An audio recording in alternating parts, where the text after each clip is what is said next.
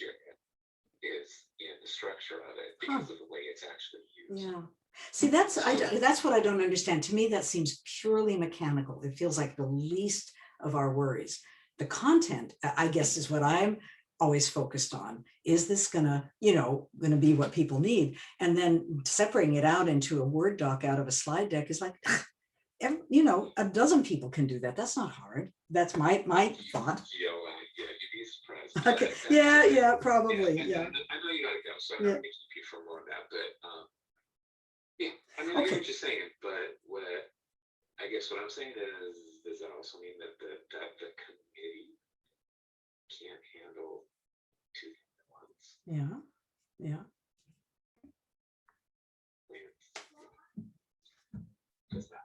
You're saying that is a statement you're making. The committee cannot handle. Oh, I see. Yeah. Maybe you as well, is that does that, so then maybe I need to get my head around the fact that the committee can only handle making the word edit.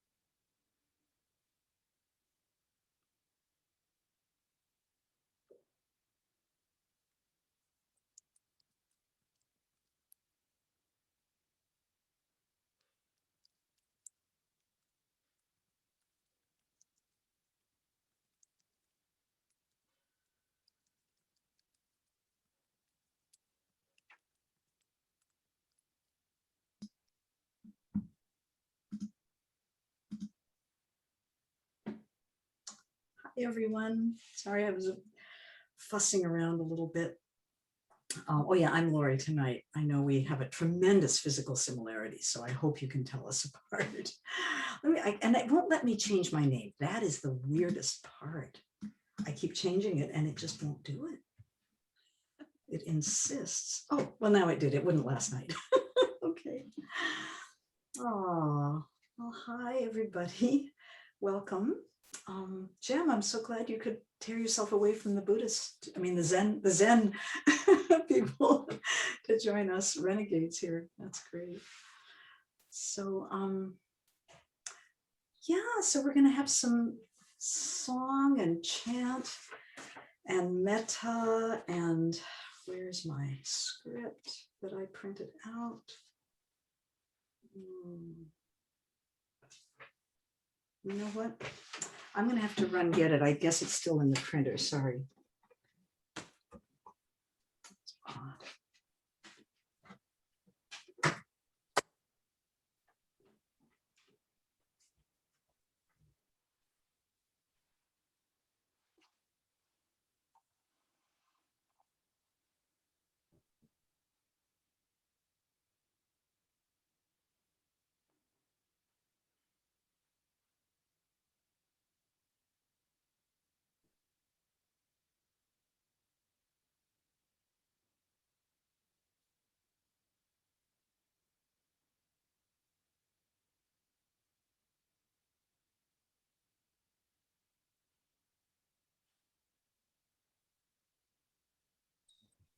Can you guys hear me? Hello?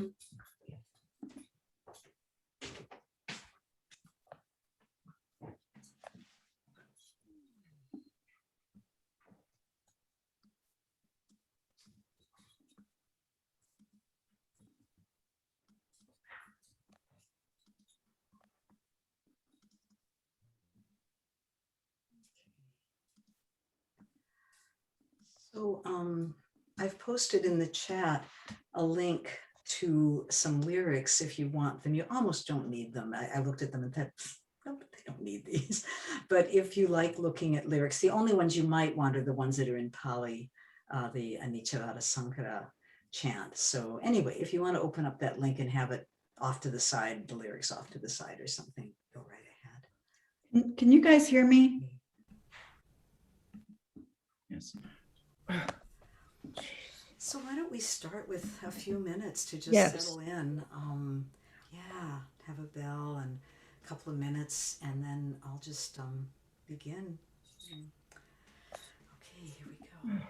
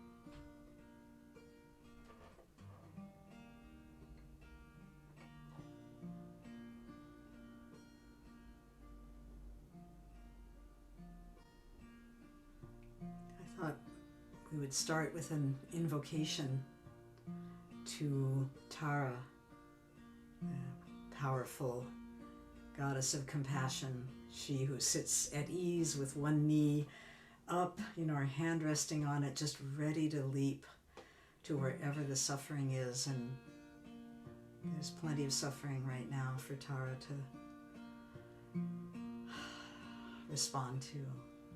So calling out to her, calling out to the Tara in our own hearts. Om Tara tu Tare, tu re soha. Om Tara tu Tare, tu re soha.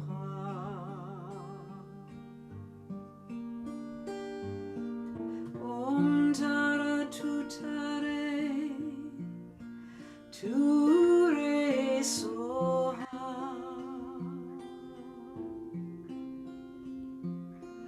Om Tara tu Tare, tu re soha. And if you mute yourself, you can sing full voiced. You won't have to hold back. Unfortunately, singing together on Zoom, they haven't figured that one out yet. It's really a shame.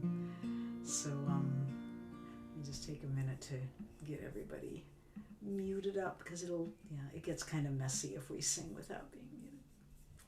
Welcome, Diana. So singing together. Om Tara tu Tare, tu re soha. Om Tara tu Tare, tu re soha.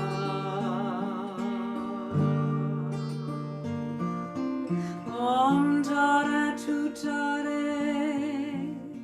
tu re soha. Om Tara tu Tare, tu re soha. You might feel this vibrating in your chest. Om Tara tu Tare, in your throat. Tu re soha. Om Tara tu Tare, tu re soha.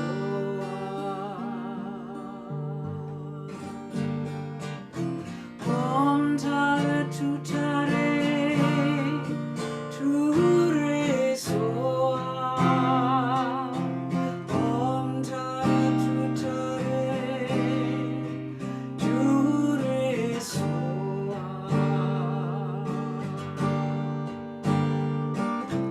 Om Tara tu Tare,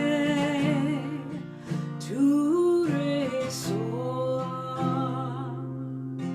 Om Tara tu Tare, tu re soha.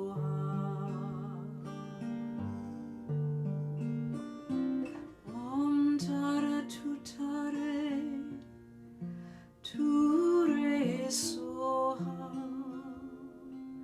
Om Tara tu Tare, tu re soha. One last time. Om Tara tu Tare, tu re soha. Om Tara tu Tare, tu re soha.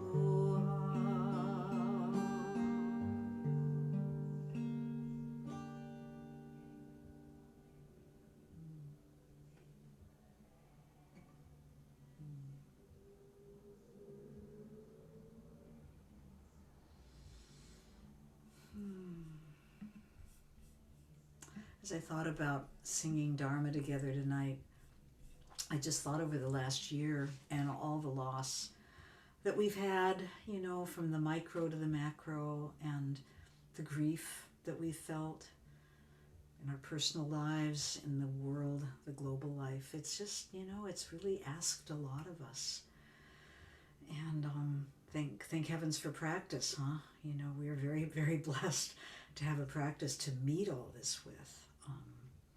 So I'm kind of organizing some of what we will do tonight around that. And I'm also very, of course, like you, very aware of Afghanistan as the current kind of locus of terrific upheaval and change and loss. and uncertainty. So we're going to lift them up also. So we invoke the powers that are with us, the powers that are within us. And then I just want to do a couple of songs where we really embrace the Dharma of opening to life, of opening to what is, that it's not sugar-coated, it's not fixable, it's not permanent. There's a whole lot of things it's not. And yet it is life. It is the life we're being given. So being able to open to that. And again, it takes a sturdy practice to do that. So this is one I've been singing with the Asaya Sangha a lot, the women's Sangha that Diana and I are in. And, I lead the Thursday morning meditation, and it's movement and song and silence. And this is one that I wrote in this last year for them, for us. I am open, open, opening to my heart. I am open, open, opening to my heart. Just that much, let's do it. I am open, open, opening to my heart. I am open, open, opening to my heart. Here's the second part. Open to joy, open to pain, open to you, open to me. Let's do that. Open to joy, open to pain, open to you, open to me as I am. That's the whole song. Do it with me. I am open, open, opening to my heart. I am open, open, opening to my heart. Open to joy, pain, open to pain, you, open to you, me, open to me, joy, open to joy, open to pain, open to you, open to me as I am. I am open, open, opening to my heart. Feel yourself open. Open, open, opening to my heart. Let your voice out. Open to joy, open to pain, open to you, open to me, open to joy, open to pain, open to you, open to me as I am.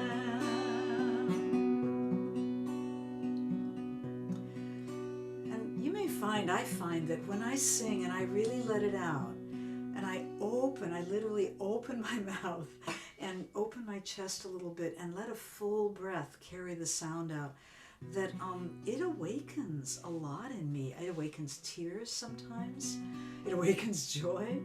It's a very embodied, full body, energetic experience.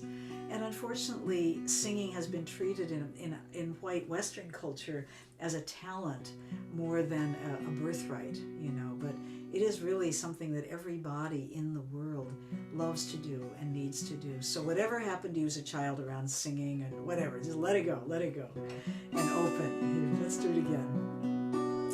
I am open, open, opening to my heart. I am open, open, opening to my heart. Open to joy, open to pain, open to you, open to me, open to joy, open to pain, open to you, open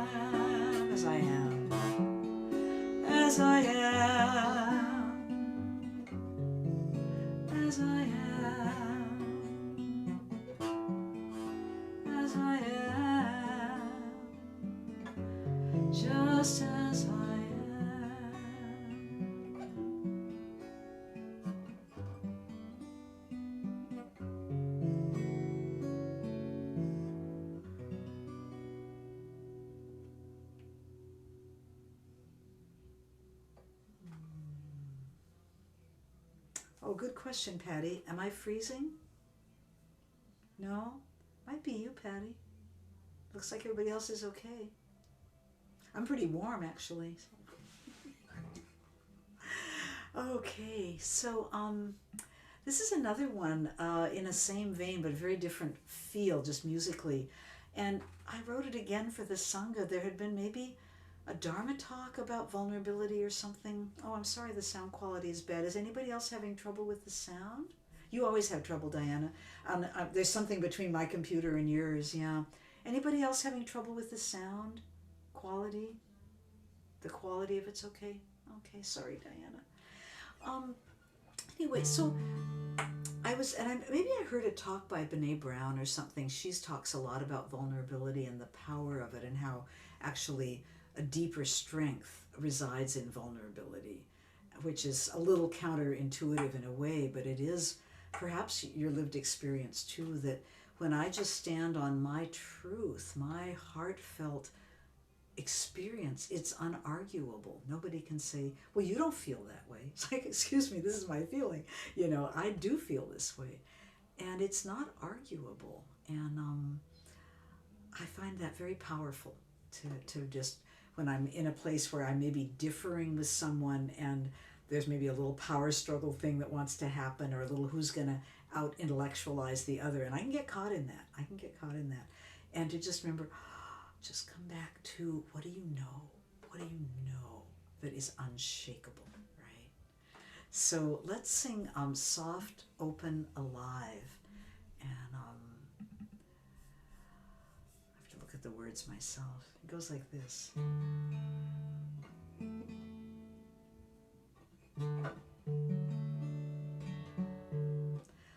I am soft, open, alive. I am soft, open, alive. Just sing that much. Soft, open, alive. I am soft, open, alive. I want to live with the faith. I'll be strong, I'll be safe if I am soft, open, alive. I want to live. I want to live with the faith. I'll be strong, I'll be safe if I am soft, open, alive. Yeah, so that's the basic structure. I'm going to move this so I can see you all a little better. I've got too many things on my screen. Okay, let's do that again, and then there's a second verse. Here we go. Soft, open, alive. I am soft, open, alive. I want to live with the faith. I'll be strong, I'll be safe if I am soft, open, alive. Let's go on. Soft, open, alive. I am soft, open, alive. Every breath finds more space, offers love to the place where I am soft, open, alive.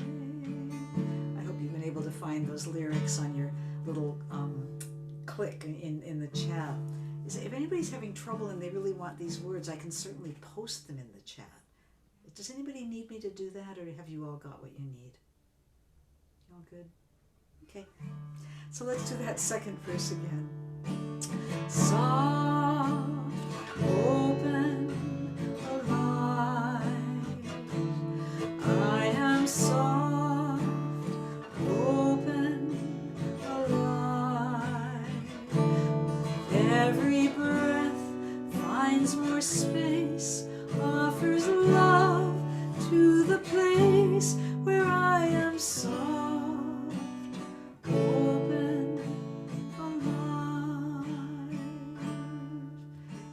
end by just singing Soft, Open, Alive 3 times, and then I am here is the last line.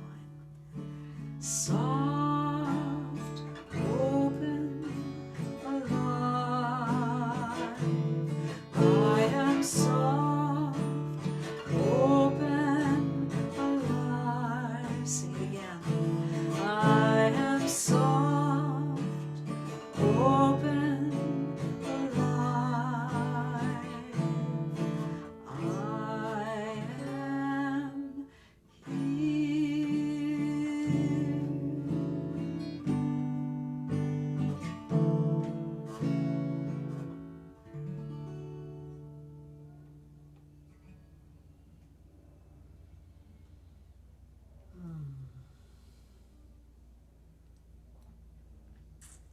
If any of you have encountered, well, Tara Brach is the one who maybe has made it famous, if you will. It's actually from Michelle McDonald, but the RAIN practice, RAIN, have you run into that? It's just a way of approaching an uncomfortable feeling or a feeling state that is agitating, unpleasant, all that good stuff. And the first R is recognize, first notice, oh, I am feeling something that is not comfortable. And you'd think it would be a no-brainer, but I do walk around sometimes in a state and don't quite realize I'm in a state because I'm already in reaction mode where I'm getting busier to cover it up, or I'm just, my jaw is tense and I'm in a bad mood. But that's different than noticing, I'm in a state. This is not my normal state, right? This is not my normal state. So recognizing it and then sort of allowing it, the A is allowing it, just like, okay, I've been trying to get away from it by being busy or whatever it is I do. Let's just allow it to be here, and that seems, again, very obvious to us, but it is core to the practice, and it's not easy to just let it be without the aversion. Bye, Patty. I am so sorry. I am recording this though, and we'll send a link out. I'm so sorry. It's good to see you. Thank you. It's just everybody's freezing, so it's my connection. Thank you. Also, go away and come back. You never know. Sometimes that improves the connection. Well, I'm up in I can't hear you. I'm up in Ashland right now, and I'm kind of bootlegging it from a neighbor, so it's understandable. Anyway, bye. Good night, everybody. Anyway, so the I is just allowing it, just staying with it, and noticing the aversion, and noticing just what does it feel like, and then I is investigate further or inquire, which is just, maybe, kind of going a little deeper, and it can be into the body of like, where is this exactly happening? How's my chest? How's my belly? What's going on with my jaw? Just what is this physically? And I also find it very helpful to inquire, kind of, do I really, what is the belief that is underpinning this? What am I believing that is making this stay powerful and stay right here? Because there's usually a belief underneath it, the belief that I'm not, I don't know, I can't think of it right now. I'm sorry, I can't think of an example, but you can think of your own.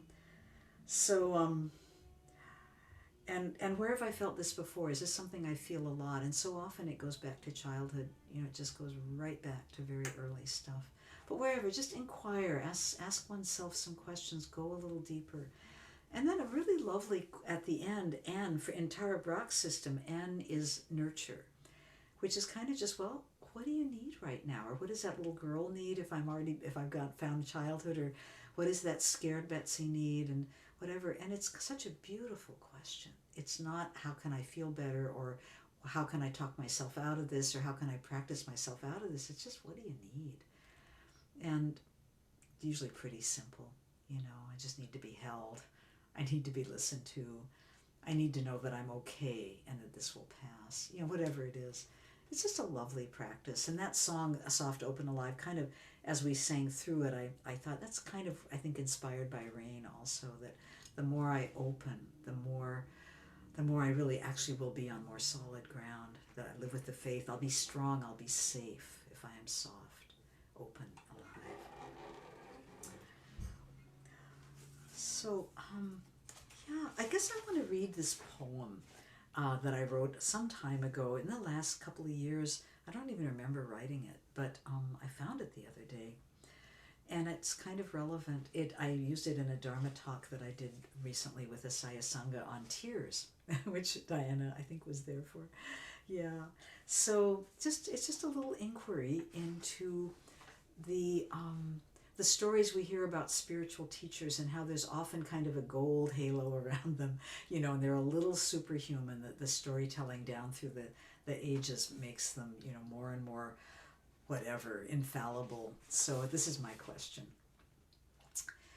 When the Buddha crept out that night, out from the palace walls, into the city of sickness, old age, and death, when he saw it all, the suffering, the unavoidable, did the Buddha cry?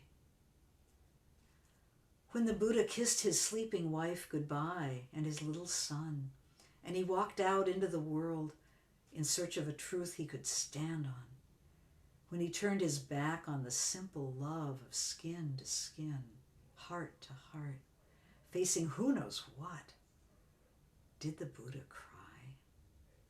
And when the forest wanderings took him to a place of such renunciation, all he was skin and bones, trying to subjugate the body, finding no peace even then.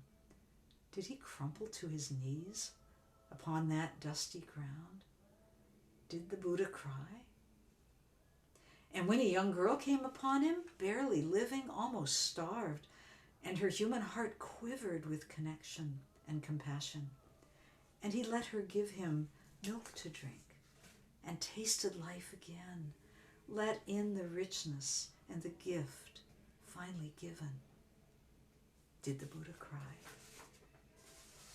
And when he sat neath the Bodhi tree, enough of seeking, wandering, how desperate and determined he must be to vow to stay exactly there, no matter what, and not be moved, sitting through the storms of doubts, insults, attacks, and all that allures, sitting upon the razor's edge, Mara in all his costumes, faces, voices, Mara arriving always with temptation, judgment, doubt. Did the Buddha shiver deep inside?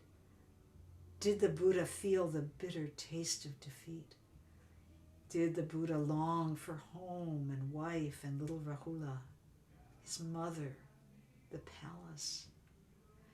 And did the Buddha, when he felt the truth of no going back, no refuge but within this moment of assault and misery, not knowing what was next, beyond hope, just staying, no going back, no way forward, did the Buddha cry?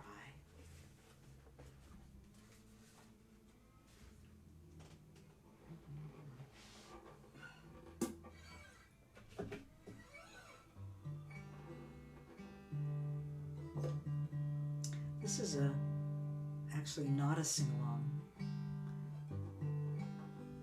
but I thought of it maybe because of that line that says the simple, whatever it was. I can't remember now, but there was something about simple love, the simple love. I wrote this song after my dad died, and I spent a couple of months with him being kind of a midwife. And I learned something really, really important. He was a man of words. That man could weave words. And but toward the end, we didn't talk much. So this is something I learned about being with the dying and maybe being with my own death.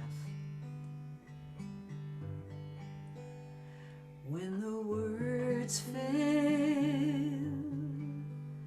will you hold my hand? It's all I need. It's what I understand.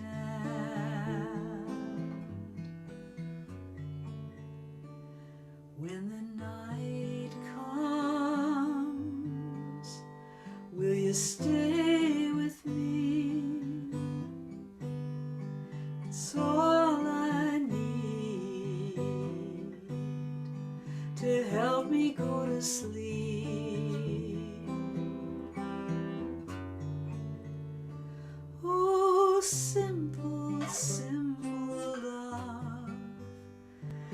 it's all that's left us when everything has turned to dust. We still can trust in simple, simple love.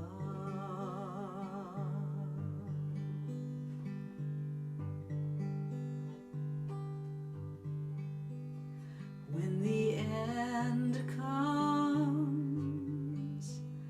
will you breathe with me? It's all I need, just your quiet company.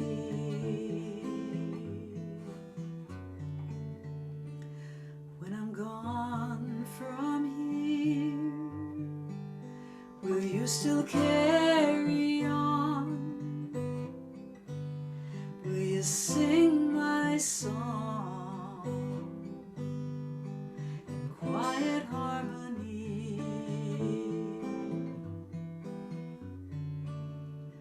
Oh, simple, simple love, hold me one more time, though I am leaving you behind. I still can trust in simple, simple love. Though everything will turn to dust, we still can trust in simple, simple love.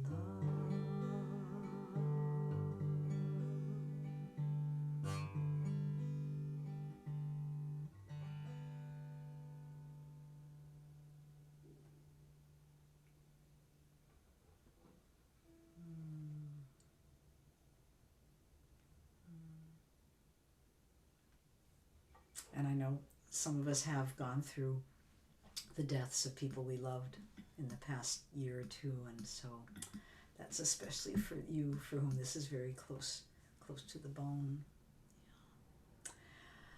Oh gosh, I guess just the last little piece of Dharma strength that helps me so much, and I know helps us all, is the whole teaching on anicca, impermanence. And it's the most, for me, almost the most painful teaching, but it's the truest. It's unarguable. The Buddha, just really told us what is. He said, find out for yourself, look for yourself. It's not a belief. These are just facts. So the impermanence, anicca vada sankhara, and I think I put that full chant in your lyrics. And it is a chant. I don't know if you know it or not. But I think in the interest of time, gosh, I don't know. I think I'd rather sing it than chant it with you. But basically, the English is all conditioned things are impermanent. Their nature is to arise and pass away. To live in harmony with this truth brings the highest happiness.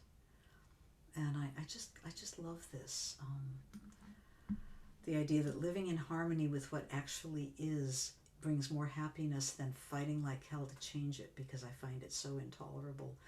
And I'm a fighter. I'm a social justice fighter, and probably you are too. And so this whole thing of kind of understanding that things are as they are,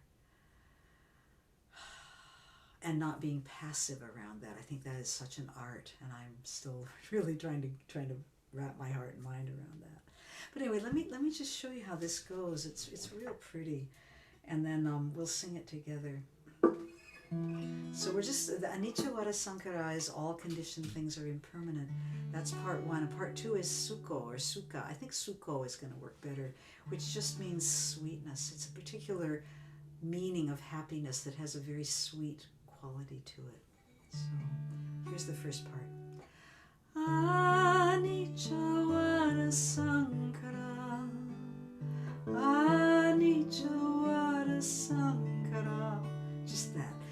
Anicca vada sankhara, anicca vada sankhara.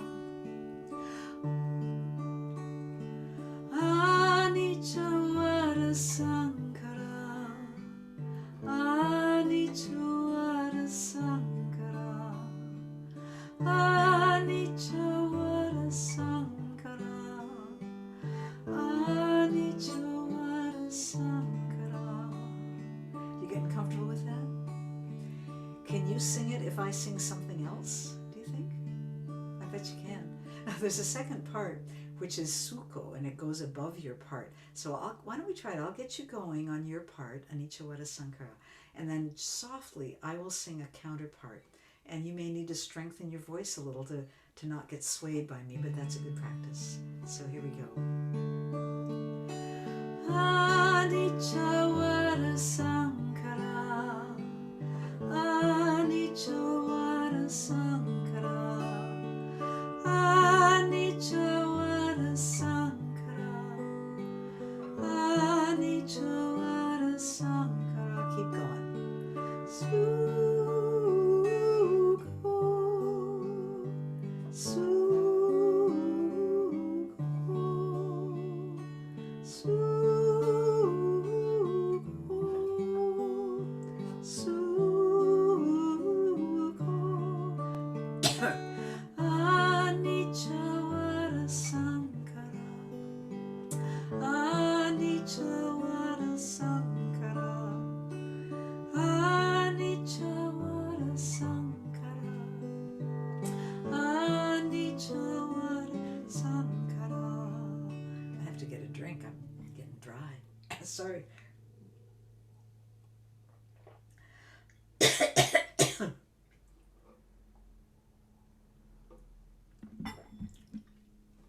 Okay.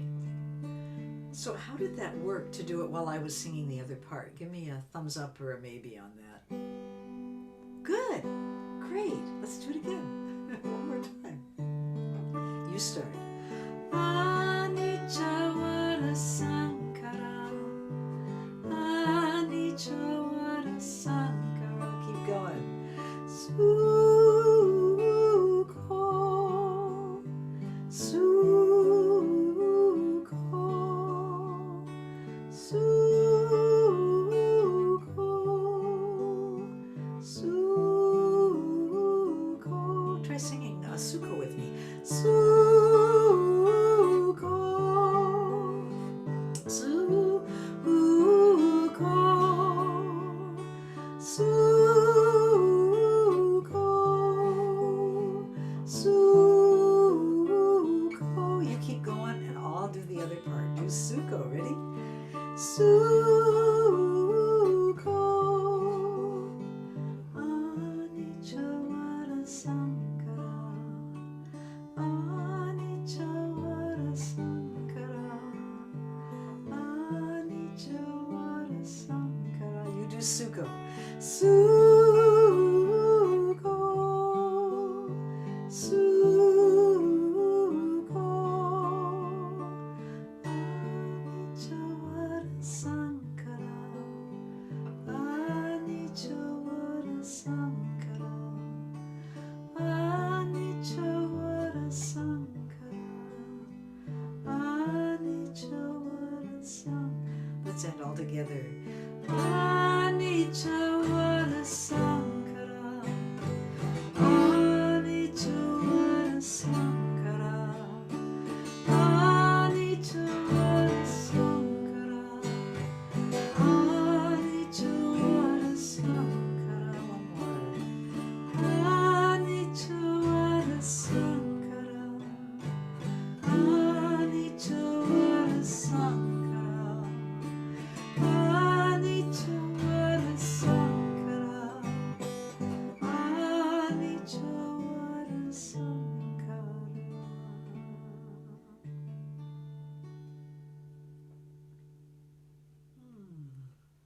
Nice. Thank you. One of these days we will all be in person together and we will do that the way it's supposed to be. And you know, I just think when I think about impermanence, I think about, again, Afghanistan, and as just one example of disruption, life as usual not being as usual ever again. I think COVID has given us a pretty good taste of that things are really never going to be quite the same, I think. And the leaving behind of home and neighborhood and language and culture, and even the clothes, besides the clothes on your back, all your belongings, that's a lot of impermanence. So we're going to close just very briefly with a little metta, a little loving kindness to those who are losing so much right now. And this is actually a song by Melanie DeMore, wonderful African-American singer from the Bay Area. And it just says, "We are sending you light to heal you, to hold you. We are sending you light to hold you in love." It goes like this. We are sending you light to heal you, to hold you. We are sending you light to hold you in love. We are sending you light to heal you, to heal you, to hold you. We are sending you light to hold you in love. We are sending you light to heal you, to hold you. We will sending you light to hold you in love. We are sending you light to heal you, to hold you. We are sending you light to hold you in love. And I'm remembering that Buddha's dying words almost were, "Be a lamp unto yourself. You don't need me. You don't need my finger pointing to the moon. You have the moon, right?" And I also think of the Bodhisattva vows and the Bodhisattva way, where it is all about sending light and bringing light to wherever it is needed. So may we all be a lamp unto ourselves. May we all be a lamp unto others. We are sending you light to heal you, to hold you. We are sending you light to hold you in love. One more. We are sending you light to heal you, to hold you. We are sending you light to hold you in love.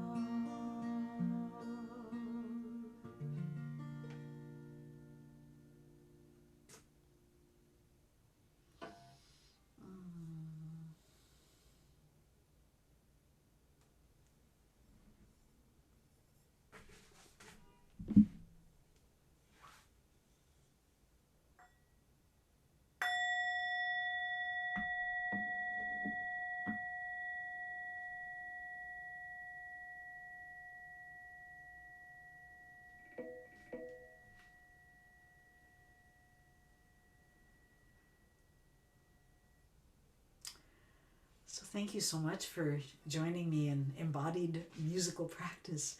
And Diana, are you doing the sit tonight? Are you? You don't have to, but I'm not sure what the plan was. I can't hear you. Can you mute? You're good? You're good. Okay, great. I'm going to make you host if you're not already, because I'm going to have to once again change locations tonight.